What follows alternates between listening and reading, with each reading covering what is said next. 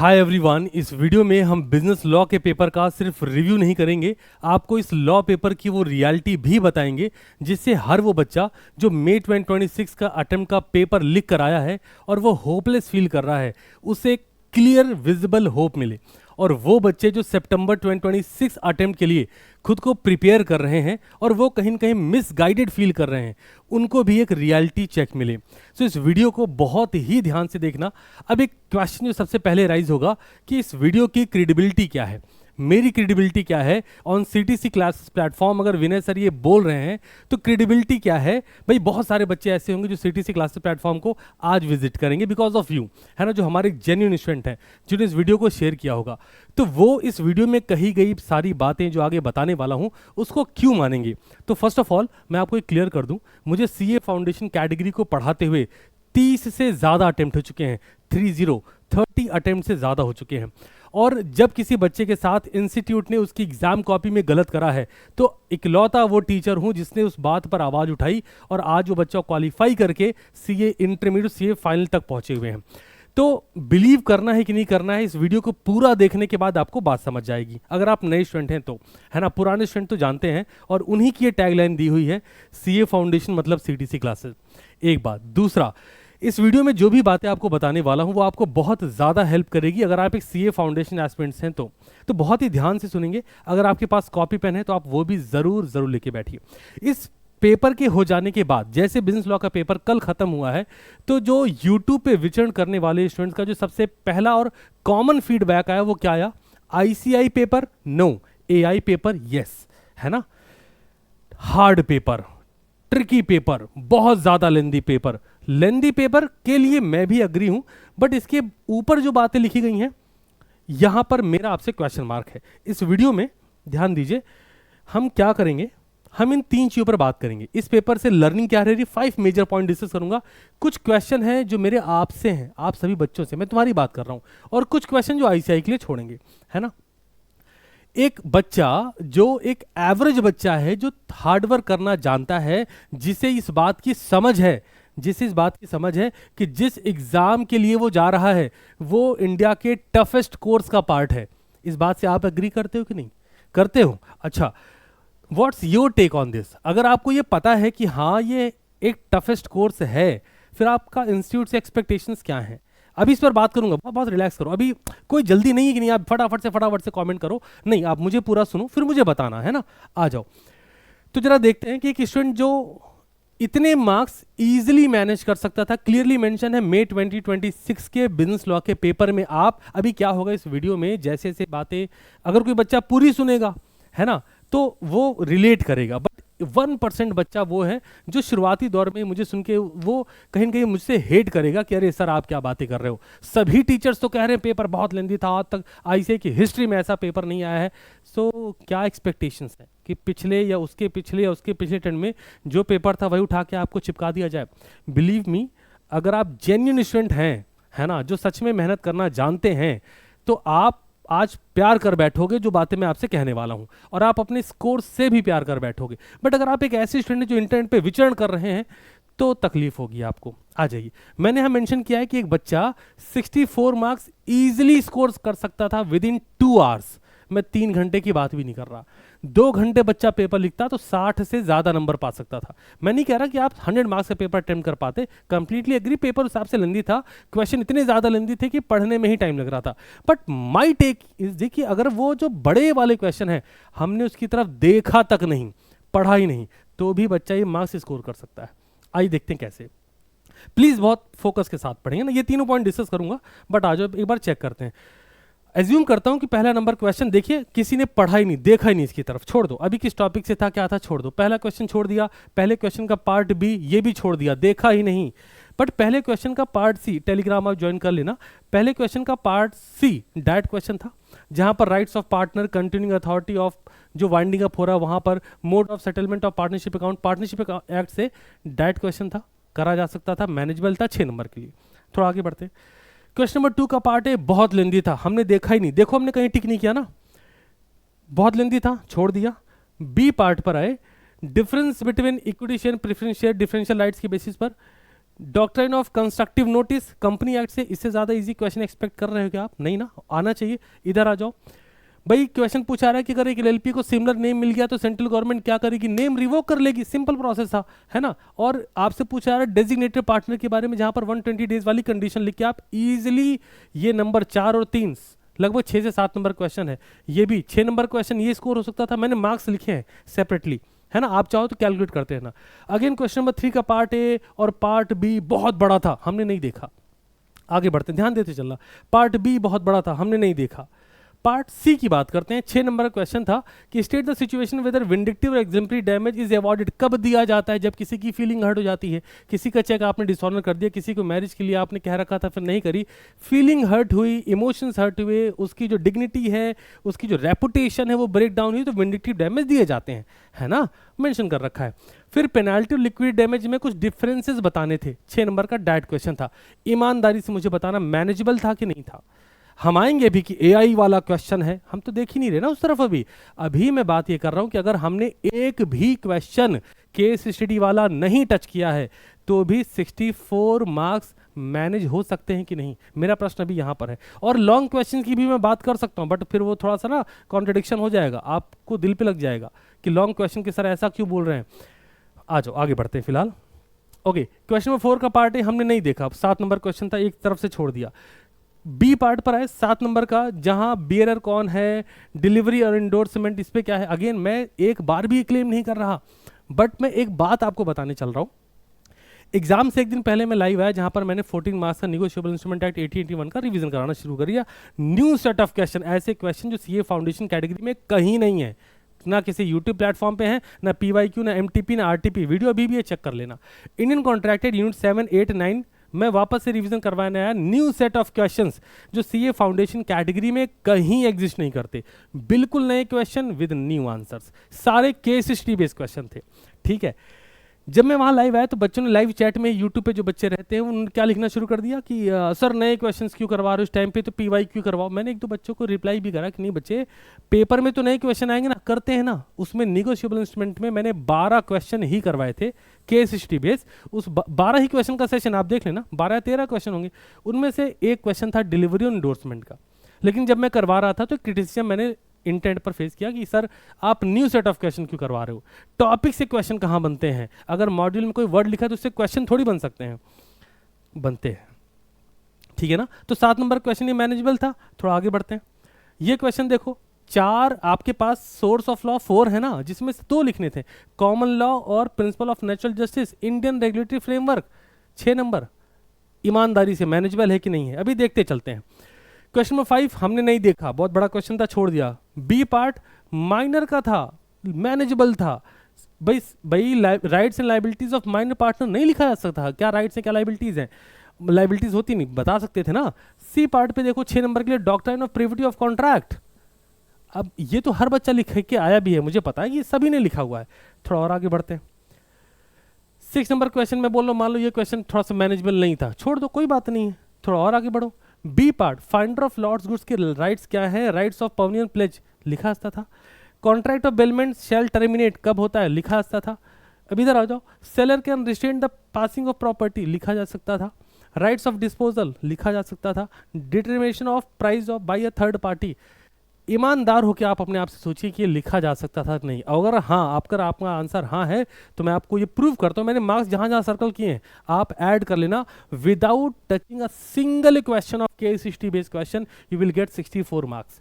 और अगर तुमने केस हिस्ट्री बेस्ड क्वेश्चन भी टच करे हैं तो नंबर इसके बियॉन्ड जाएंगे। सर क्या सच में ऐसा है? हमारी बैच के स्टूडेंट ने हमें फीडबैक जेन्युइन लेवल पे दिया है कि यस सर, क्वेश्चंस मॉड्यूल के कंसेप्ट से ही निकले हैं और पेपर हमने भी पढ़ा है, पेपर हमारे सामने, तो आपको पता ही है। हमने कोई जल्दबाजी नहीं करी पेपर का रिव्यू डालने में, because I am not the believer कि रिव्यू डाल दूं।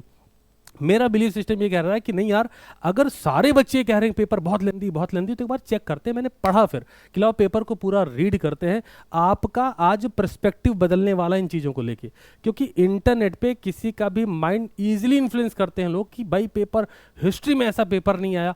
हाँ, अगर आपने सीटीसी क्लासेस का टेलीग्राम चेक किया होता या आप उस पर होते, जैसे मैं अभी यहाँ दिखा रहा था ना, टेलीग्राम ज्वाइन कर लीजिए, और क्यों दिखाता हूँ। अगर आपने सीटीसी क्लासेस का टेलीग्राम ज्वाइन किया होता या आप उस पर होंगे तो आपको ये बात अच्छे से पता होगी कि मॉर्निंग में हमने आपको बोला सुबह 8 बजे के आसपास कि मई 25 सितंबर 24 अटेम्प्ट का पेपर एक बार देख कर जाना, क्योंकि हम इस बात के स्ट्रांग बिलीवर थे पेपर लेंदी होगा। ये बात आपको भी पता थी, आप मानते हो कि नहीं मानते? ईमानदारी से ये बात आप मानते हो ना, पेपर लेंदी होगा, ये आपको पता था। फिर घबराहट किस बात की है कि जो क्वेश्चन 4 नंबर में, 3 नंबर में 2 क्वेश्चन बना के 7 नंबर में पूछते थे, अब उन्होंने 2 क्वेश्चन को मर्ज करके एक क्वेश्चन 7 नंबर में कर दिया। घबराहट इस बात की है।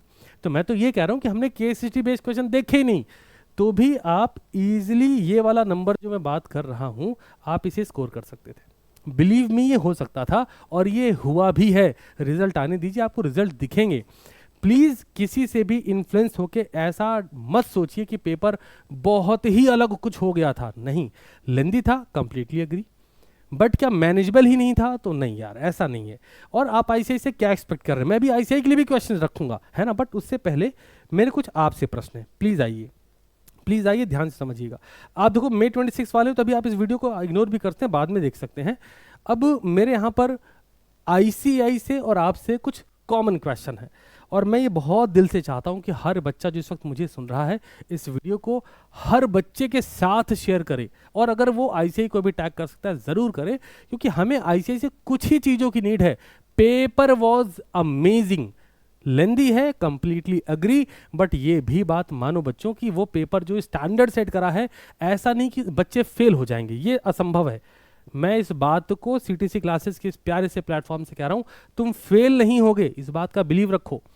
क्यों? क्योंकि 60 मार्क्स एंड अबव तो डायरेक्ट क्वेश्चन है जो तुमने अटेम्प्ट 100% करा होगा अगर तुमने डिटेल में पढ़ा है तो।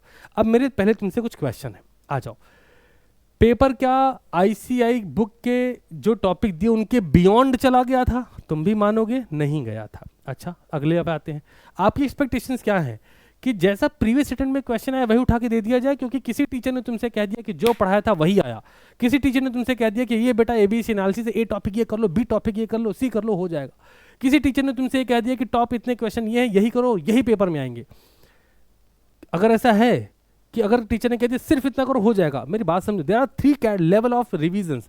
पहला रिवीजन कॉम्प्रिहेंसिव होता है, जहां पर डिटेल पढ़ा है, डिटेल रिवीजन होता है, कुछ छोड़ा नहीं जाता। दूसरा रिवीजन वो है जहां पर आपने क्या करा कि आपने 100% पढ़ा था, अब उसमें से 80% का रिवीजन करा।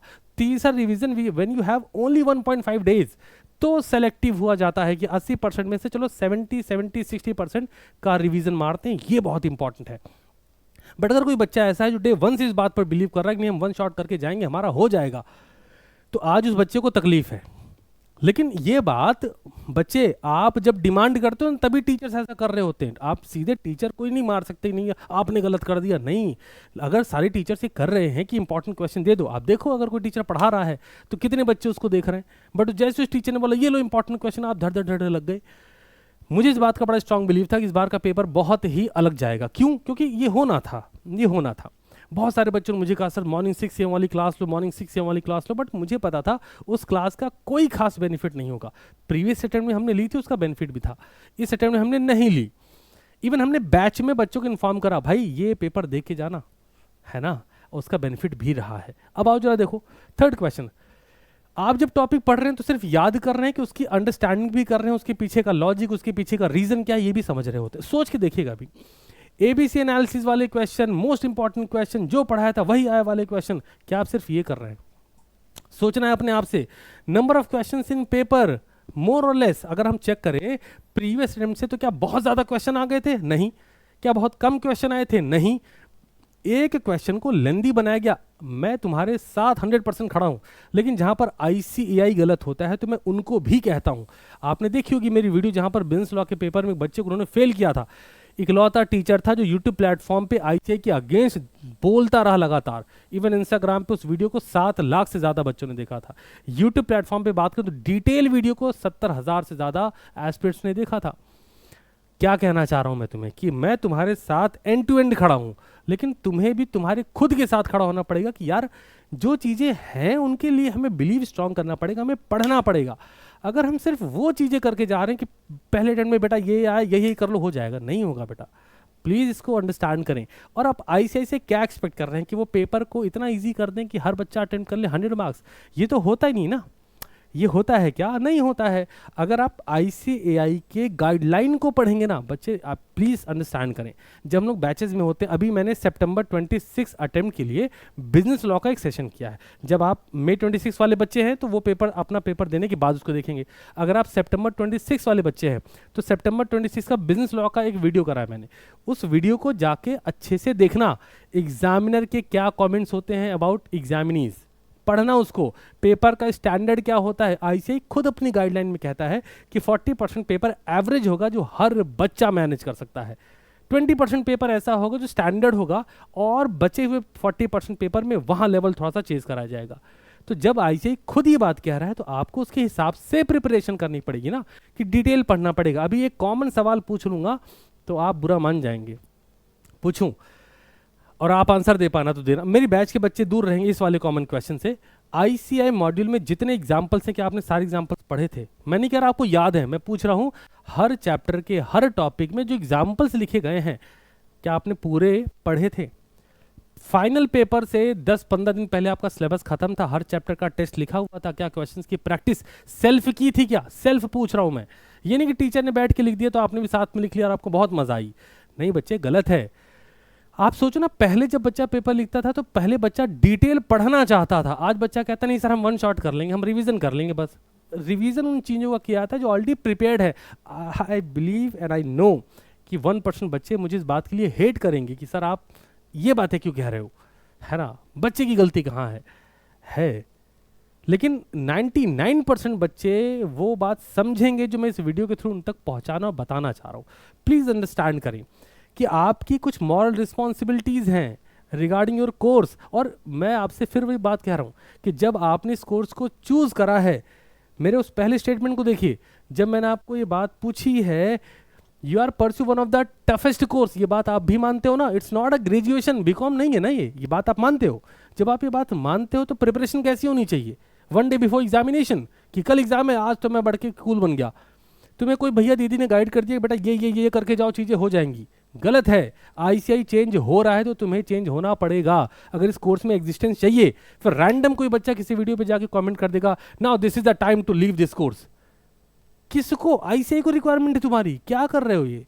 और फिर तुम इन्फ्लुएंस हुए पड़े कि हाँ यार बात तो सही है, कोर्स आज के एरा में फिट नहीं बैठ रहा है ना, this time to leave the course, this time to actually study more in detail. इस पे भी बात करो ना, इस बारे में बात ही नहीं हो रही। क्योंकि जैसे ही हमें नेता बनने का शौक होता है ना लोगों को, कि जैसे हम बोल देंगे तुम्हारे मन की बात कि हाँ बेटा पेपर बहुत भयानक आया था, तुम बोला अरे हाँ बेटा पढ़ना पड़ेगा, प्लीज़ बात को मानिए। क्योंकि आप ICAI को इस पॉइंट पर तो क्लेम कर ही नहीं सकते ना कि ऐसा पेपर तुमने कैसे बना दिया। लीगली, ऑथेंटिकली, लॉजिकल कहीं से लग रहा है कि हम एक इंस्टीट्यूट को ये कह दे कि तुम ऐसा पेपर कैसे बना सकते हो? नहीं कह सकते ना। हाँ, क्या कह सकते हैं मैं वो बता देता हूँ। आइए, अब ICAI से मेरा कुछ पॉइंट है, उस पर आप मेरे साथ स्टैंड करेंगे और इस वीडियो को आप मैक्सिमम शेयर करेंगे सो दैट ICAI तक वीडियो पहुंचे और हमारी जो नीड है वो जस्टिफाई हो जाए। आ जाओ। सबसे पहला स्टडी मटेरियल में जो क्वेश्चन है मस्ट बी अपडेट, उन क्वेश्चन को अपडेट करना चाहिए। क्योंकि बहुत सारे बच्चे ऐसे हैं जो यूट्यूब प्लेटफॉर्म से पढ़ रहे होते हैं, उन्हें ऐसा लगता है कि बस हम मॉड्यूल से पढ़ेंगे चीज़ें हो जाएंगी, तो एटलीस्ट उनकी हेल्प हो पाए, क्वेश्चन का लेवल थोड़ा वैसा हो जाए, अपडेटेड हो। सेकेंड, मॉक टेस्ट पेपर जब होता है तो उसमें केस स्टडी का जो लेवल है फाइनल पेपर के लेवल से एटलीस्ट 70% तो मैच करे। Mock test paper institute conduct कराता है, बच्चे का 80-90 नंबर आता है, बच्चा चौड़ में कि अब तो हम झंडे गाड़ देंगे। बच्चे को भी बिलीव सिस्टम हो गया और टीचर ने भी कहता है बेटा बस ठीक है अब कुछ नहीं, बस तुम्हें जितना बता रहा हूँ उतना कर लो। गलत है, आपको डिटेल में पढ़ना पड़ेगा। लेकिन मेरी इंस्टीट्यूट से एक्सपेक्टेशंस ये हैं कि उन्हें जब वो मॉक टेस्ट पेपर ले रहे हैं तो उसमें एटलीस्ट 70% मैच होने वाले लेवल के क्वेश्चन दें। क्वेश्चन नहीं मैच करा रहा हूँ, लेवल के क्वेश्चन मैच करा रहा हूँ। आज जब बच्चा क्वेश्चन नंबर 1 का पार्ट ए देखता है, क्वेश्चन नंबर 2 का पार्ट ए देखता है, क्वेश्चन 4-5 का पार्ट ए देखता है, तो बच्चा कांपता है कि यार इतने बड़े क्वेश्चन कैसे करूँगा। बच्चा एक डिलेमा में चला जाता है कि और जो बच्चे सितंबर 26 देने वाले उनके माइंड पे क्या इंपैक्ट डाल दिया गया कि पेपर इतना ही टफ आता है। अरे पेपर जैसा आता है। इसलिए मैंने बोला कि 100 नंबर में से 60+ मार्क्स मैनेजेबल हैं, वो भी तब जब आप एक भी बड़ा क्वेश्चन देख तक नहीं रहे, लिखने की बात ही छोड़ दीजिए, है ना। मेरे से एग्री कर रहे हो ना इस पॉइंट पर। थर्ड, रिवीजन टेस्ट पेपर लेते हैं तो वो भी फोकस्ड हो ऑन पॉइंट डिस्कशन पे, कुछ भी ना दिया जाए। RTP में भी उस स्टैंडर्ड के क्वेश्चंस को प्लग करा जाए जिससे ये बच्चा जो मुझसे सुन रहा है, ये प्यारा बच्चा, उस लेवल की प्रैक्टिस भी कर पाए। बिलीव मी, ये बात मैं बहुत अच्छे से जानता हूँ, मुझे 30 से ज़्यादा अटेम्प्ट हो चुके हैं पढ़ाते हुए। मैं इस बात को दावे से बोल रहा हूँ इस पब्लिक प्लेटफॉर्म पे कि अराउंड 40% से ज़्यादा बच्चे ऐसे हैं यूट्यूब पे जो सिलेबस ही पूरा नहीं करते। ये बात मुझे पता है, बहुत अच्छे से पता है मुझे बातें। फिर वो लास्ट टाइम रश करते हैं कि ये भी कर लें, वो भी कर लें, ये देख लें, वो देख लें, मोस्ट इंपॉर्टेंट देख लें। उससे नहीं होगा। आईसीआई रिवॉल्व कर रहा है, आपको भी इवॉल्व होना पड़ेगा। It's a request, please understand करिए इस बात को। एंड लास्टली 5 मेजर पॉइंट आपसे डिस्कस कर रहा हूँ। बीइंग अ जेन्युइन स्टूडेंट, मैं दिल से चाहता हूँ कि मैं आपकी हेल्प करूँ और मैं आपकी हेल्प कर भी रहा हूँ। आपको ये एक रियलिटी चेक देके, रिव्यू का क्या है, मैं क्वेश्चन पढ़ता, आंसर बताता, तुम खुश हो जाते। लेकिन मैं इस बात को समझता हूँ कि जब पेपर सामने आता है और 2.5 से 3 घंटे हमारे पास है, हमारा माइंड एक अलग ही सिचुएशन में होता है कि इसको कैसे हैंडल करना है। स्पाइट ऑफ कि यार टीचर को पेपर मिला, टीचर ने पेपर देखा, आधे घंटे घंटे देखने का समय, उसके बाद आकर रिव्यू दे देगा, कोई दिक्कत नहीं है कि इसका आंसर ये होगा, इसका वो छोड़ दीजिए। बट फिर भी मैं आपसे कह रहा हूँ कि कुछ 5 मेजर पॉइंट का टेक आप लेके जाओ इस सेशन से। पहला, कॉम्प्रिहेंसिव और डिटेल स्टडी करनी पड़ेगी। No selective study, no ABC analysis, no only important question. कसम खा लो कि हम ये शॉर्टकट नहीं अप्लाई करेंगे। सिलेबस 100% कंप्लीट करेंगे। एग्जाम से 10 दिन पहले हमारा सिलेबस कंप्लीट होना चाहिए। हर चैप्टर के हमें टेस्ट लिखे होने चाहिए। सीटीसी क्लासेस की जो बैच है, हमने ऑलरेडी वहाँ पर बात करी थी। May 26 का कोई एक बच्चा भी जो हमारी बैच का होगा और वो देख रहा होगा तो प्लीज़ फीडबैक ज़रूर देगा इस सेशन में कि एग्जाम से 10 दिन पहले हमारा सिलेबस कंप्लीट होना चाहिए। हर चैप्टर के टेस्ट लिखे होने चाहिए, क्वेश्चंस। और एग्जाम में नहीं कि मोस्ट इंपॉर्टेंट PYQ RTP कर रहे हैं, नहीं बच्चे। जब जो चैप्टर खत्म हो रहा है, एग्जाम्पल लो, अगर आपने इंडियन रेगुलेटरी फ्रेमवर्क पढ़ के खत्म किया, सिलेबस शुरू किया था, 3-4 दिन लगे, चैप्टर खत्म हुआ, खत्म होने के बाद MTP RTP PYQs में आए हुए क्वेश्चन लगने चाहिए, फिर अगला चैप्टर शुरू होना चाहिए। अब आपने इंडियन कॉन्ट्रैक्ट एक्ट खत्म किया तो इंडियन कॉन्ट्रैक्ट एक्ट में जितने PYQs अभी तक हुए हैं कॉन्ट्रैक्ट के, सॉल्व करने चाहिए आपको खुद से बैठ के। आपको मजबूत बनाना है, स्पून फीडिंग नहीं करनी ना बेटा, चलो मैं लगवा रहा हूँ तुम देख लो, नहीं, देखने से नहीं होगा, समझिए। थर्ड पॉइंट, सेल्फ, साफ शब्दों में लिखा है, सेल्फ राइटिंग प्रैक्टिस करनी पड़ेगी। साइकिल जो चला रहा होता है उसको देख के साइकिल नहीं आती, कोई दूसरा स्विमिंग कर रहा होता है उसको देख के स्विमिंग नहीं आती है, कोई क्रिकेट खेल रहा होता है उसको देख के क्रिकेट नहीं आता है, तो पढ़ाई देख के कैसे आ जाएगी? अंडरस्टैंड करिए, आपको खुद से लिखकर प्रैक्टिस करना पड़ेगा। एग्जाम टाइम में नहीं, प्रिपरेशन टाइम में। एग्जाम टाइम में रिजल्ट पता होता है, प्रिपरेशन टाइम में रिजल्ट बनाया जाता है, इस फर्क को समझो, है ना। आओ fourth point, case scenario, analytical thinking को डेवलप करो। जब टॉपिक पढ़ रहे हो तो इमेजिन करो कि इस टॉपिक से कैसे क्वेश्चन बन सकते हैं, कोई वर्ड मिला उस वर्ड से कैसे क्वेश्चन ड्राफ्ट हो सकते हैं। एग्जाम्पल पढ़ा तो तुमको पता होना चाहिए इससे कैसे क्वेश्चन बन सकते हैं। This is the true sense of study ना। ये थोड़ी रट लो बेटा, रट लो, सिनोनिम्स है, ये है एब्रीविएशन, नहीं, ऐसे नहीं होता। अगला point, appearing for test and paper conducted in batch. मान लिया आप हमारी बैच में, आप किसी भी बैच में कहीं पर भी हैं, तो वहाँ जो भी टेस्ट पेपर हो रहा है, जो भी पेपर हो रहे हैं, उस पर परफॉर्म करो, क्योंकि वहीं से आपको एक रियलिटी मिलेगा। फिर आप उसको एनालिसिस करो कि क्या लिखना था और कैसे लिखा गया है। फाइनल पेपर के लिए तुम स्ट्रांगली प्रिपेयर्ड हो। The last one, practice new set of questions. Teacher को ये कह के मत टालो कि नए क्वेश्चंस क्यों प्रैक्टिस करवा रहे हो सर, हम तो नए क्वेश्चन प्रैक्टिस करवा रहे होते हैं ना। आपने बैच में भी देखा, इवन यूट्यूब पे भी हमने ट्राई करा कि लाओ कॉन्ट्रैक्ट एक्ट यूनिट 7, 8, 9 वीडियो अभी पढ़ा होगा, चेक कर लीजिएगा। निगोशिएबल इंस्ट्रूमेंट एक्ट, पूरे ही न्यू सेट ऑफ क्वेश्चन, ऐसे क्वेश्चन फाउंडेशन कैटेगरी में कहीं पर अवेलेबल नहीं है। हमने तो प्रैक्टिस करवाए ना, लेकिन क्या फीडबैक आया कि sir new set of question क्यों करवा रहे हो। बच्चे बस हेल्प करना चाहता हूँ तुम्हारे, कि तुम इस बात का बिलीव करो कि ICI जो पेपर सेट कर रहा है, मैं इस बात को मानता हूँ कि पेपर का लेवल थोड़ा सा अपग्रेड हुआ है, तो हमें भी अपने आप को अपग्रेड करना पड़ेगा। तुम भी इस बात को मानते हो कि पेपर लेंदी आएगा, ये बात तुम्हें पहले से पता है, तो शौक में नहीं जाना है, एक्सेप्टेंस लाओ और यकीन मानो। अगर तुम सच में पढ़ रहे हो, मेरी इस बात का भरोसा रखो, और तुमने सच में परफॉर्म करा है, सितंबर 26 वालों तुम सच में पढ़ रहे हो, तुम्हें कोई चिंता नहीं करनी है ना। मैं तुम्हारे साथ खड़ा हूँ। ऑन CTC क्लासेस प्लेटफॉर्म में तुम्हें प्रॉमिस कर रहा हूँ कि तुमने पढ़ाई डिटेल में करी है, पेपर जहाँ से मर्जी बना दे तुम कमाल कर जाओगे। और May 26 वालों, आप सबको कहना चाह रहा हूँ, आपने पेपर लिखा है, आप भरोसा रखिए, नंबर अच्छे आएंगे। मैं देख रहा हूँ कि मैथ्स के सेशंस में लोगों का मन कम लग रहा है। यारों मेहनत करो, तुम्हें नहीं पता कि पेपर में क्या होगा, एग्रीगेट पर फोकस करो, तुम कमाल करोगे, तुम सीए इंटरमीडिएट में जाके बैठोगे, चिंता मत करना, ठीक है। तुमने लिखा है पेपर, इतना सफिशिएंट है। आई बिलीव कि जो ये एक रियलिटी चेक दिया है, इसमें आपने मेरी बातों को समझा होगा। Thank you so much for coming this video, watching this video till then. और एक प्रॉमिस कि आपको अपने आप से भी प्रॉमिस करना है, मैं तो कर ही रहा हूँ कि जैसे मैं आपको डिटेल में पढ़ाता हूँ, मैं न्यू सेट ऑफ क्वेश्चंस को इवॉल्व कर रहा हूँ, तो मैं और ज़्यादा करूँगा। बट आप भी प्रॉमिस करें कि आप डिटेल में ही पढ़ेंगे, डिटेल में ही पढ़ेंगे, क्योंकि it's not about just CA foundation, it's about CA course. इस बात को तुम्हें मानना होगा। और इस रियलिटी के साथ ही सेशन को एंड कर रहा हूँ। प्लीज़ इसको हर बच्चे के साथ शेयर करिएगा। किसी भी बच्चे को, ये हमारी और तुम्हारी जिम्मेदारी है, होपलेस नहीं फील होने देना है, मिसगाइडेड तो बिल्कुल नहीं होने देना है। थैंक यू सो मच बच्चों, मिलेंगे बहुत ही जल्द एक नए सेशन के साथ। तब तक के लिए ख्याल रखें, शानदार रहें। अपना फीडबैक कमेंट में ज़रूर ज़रूर देख जाएगा। Thank you so much.